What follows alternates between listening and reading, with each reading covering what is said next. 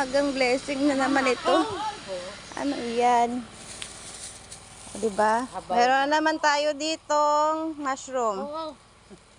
And may free pa na papaya. O diba, bongga? Ganyan dito eh, nagbibigayan talaga. Libre lang po ito. Free delivery pa yan. O diba? Fresh from the farm. And free pa. Ganyan dito sa probinsya eh, nagbibigayan talaga. O diba? Meron ka na hinog na papaya. Meron pang mushroom sa plastic. Sagana talaga dito sa probinsya, guys. O, diba? Ito yun. O, tingnan nyo naman. Yung maagang binigay sa akin. Ayan. Ayan, o.